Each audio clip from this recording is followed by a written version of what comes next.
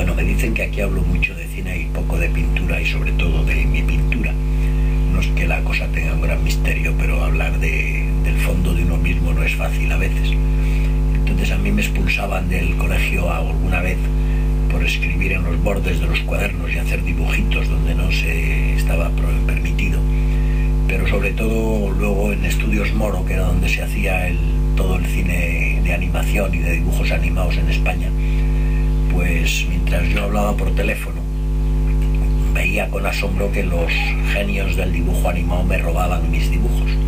Entonces, cuando tuve 40 tinta china, les puse en la Galería Seiker con Fefa Seiker, que era el sitio en aquel momento en Madrid de moda y de empezar. Y tuve bastante suerte, porque yo me fui enterando un poco de quién era también gracias a la crítica. Y en aquella época, pues, Pepe Hierro, José de Castro Arines, Manuel Augusto García Viñolas, Figuerola, Rosa de la Hidalga, bueno, había un montón de críticos, ¿no? Y Raúl Chávarri, Mario Antolín.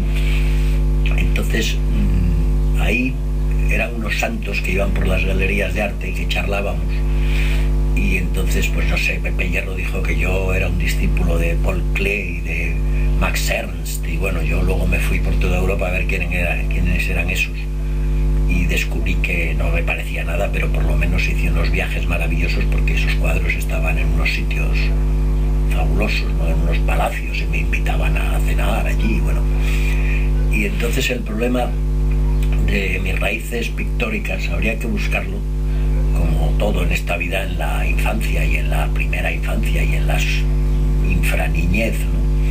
Entonces yo siempre digo que soy un indio que nací en Bombay y a los 4 años me metieron en Extremadura, y eso marcó mucho mi vida, ¿no? Porque creo que pasar del trópico a la más terrible meseta castellana, entre comillas, pues no es fácil, ¿no? Entonces yo creo recordar, o me han dicho que preguntaba que dónde estaban los monitos que no bajaban de los árboles a quitarme el plátano del desayuno, y en Extremadura no había monitos, ¿no? Entonces mi vida siempre ha sido un retorno a lo tropical, y siempre que he estado en el trópico me he encontrado en mi casa por los olores y por los aromas y por el clima. Y bueno, yo algún día volveré a la India, y más que a Bombay, al sur, ¿no? Al trópico de Kerala, que luego es lo mismo que en Costa Rica o que en Centroamérica o que en todos los trópicos en el mundo son iguales, ¿no?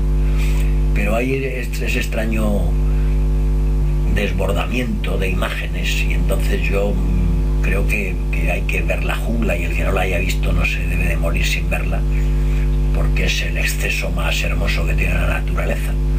Y entonces ahí entramos en los terrenos de lo excesivo, ¿no? Porque el surrealismo siempre ha sido una cosa que sugiere el humor o nace del humor, y a partir de ahí pues todo es posible, ¿no? Entonces lo divertido es trabajar divirtiéndose, y yo en eso creo que he sido bastante fiel a mí mismo.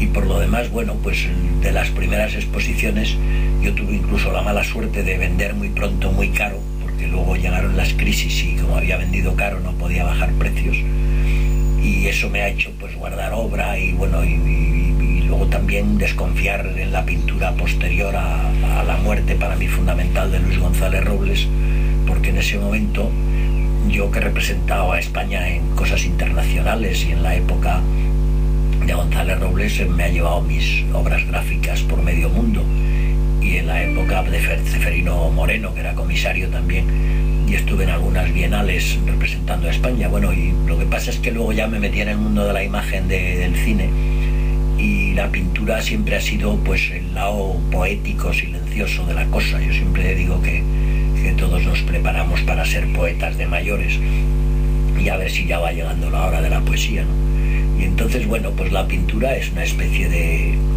lugar íntimo, en donde los pintores que a mí me interesan siempre han sido muy distintos a mí.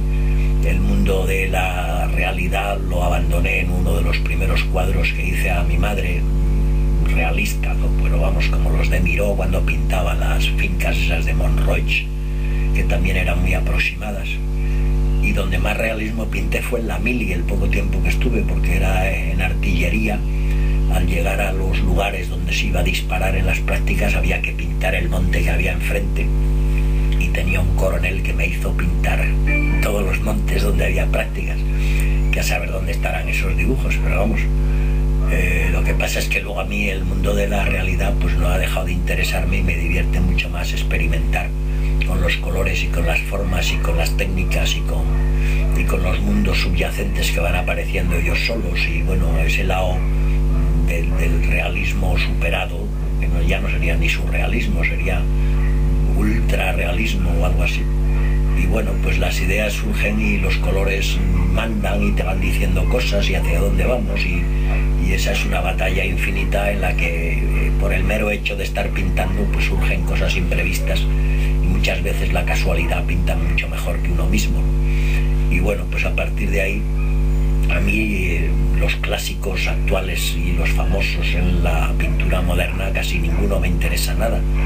Y la verdad es que yo he sido un pintor de pintores, porque en mis exposiciones es donde he conocido a todos los pintores admirados por mí de la época. Entonces ahí he conocido a Quirós, a Viola, a Sempere, en fin, por mis exposiciones han venido casi todos los pintores de Juan Amordo en esa época. Y bueno, y eso ha hecho pues que yo vea que el mundo de la pintura es un mundo de muros y de silenciosos, y por eso me interesa tanto qué es lo que escriben los pintores, que son gente de pocas palabras, pero a la hora de expresarse pues dicen cosas muy jugosas.